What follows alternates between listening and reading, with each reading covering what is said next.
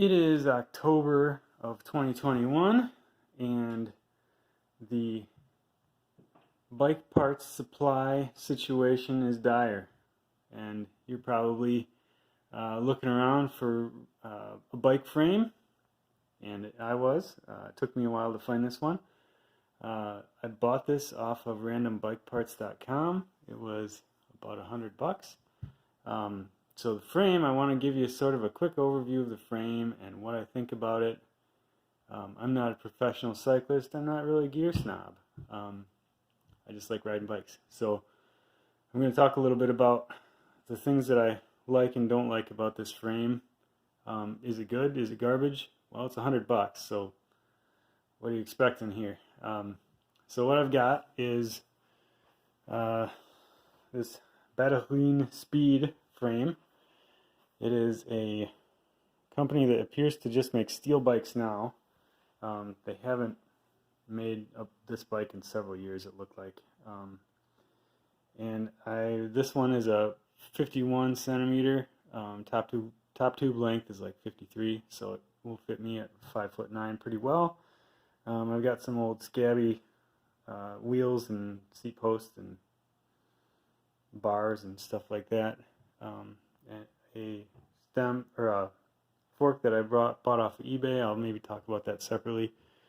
So anyways, the bike, a couple of issues with it that I noticed that I'm not real impressed with. The first is the rear derailleur hanger. I actually had to file the aluminum of the frame to make the derailleur hanger that it came with fit. So that's not a very good start.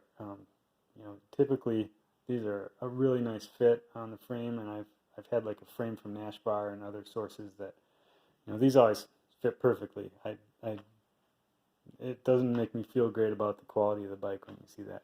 The welds, I would say, are okay. They're not beautiful. They're not terrible. The bottom bracket threads, I'd recommend chasing those.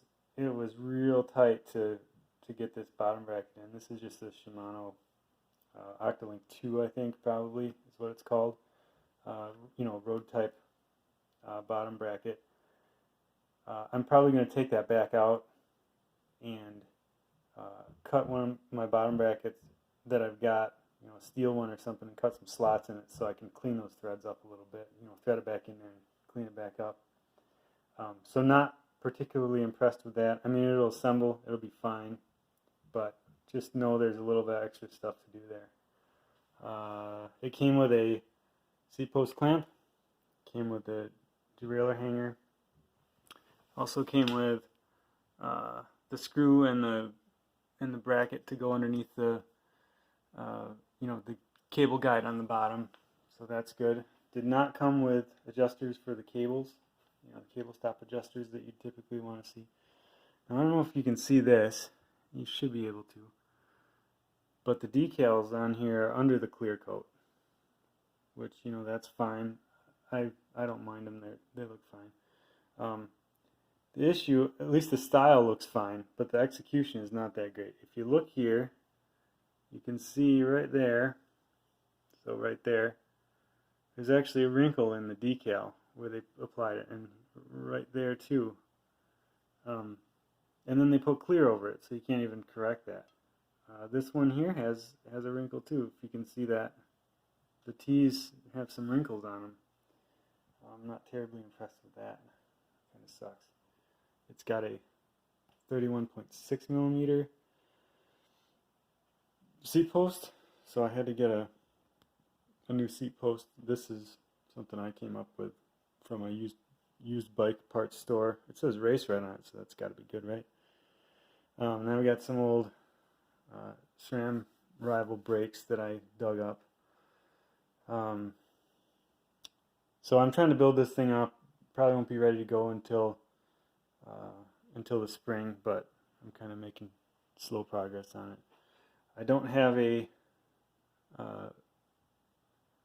headset in it, but this uses just a regular 44 millimeter integrated headset. So You know, I spent $12 on eBay or Amazon or something to get the correct headset for it, so that's not going to be a big deal. Do have a full carbon fork with a carbon steerer. This is a Wacaco, whatever that is. You can see it. Wacaco. Easy full carbon. You can see there. You can't read that. You have to take my word for it.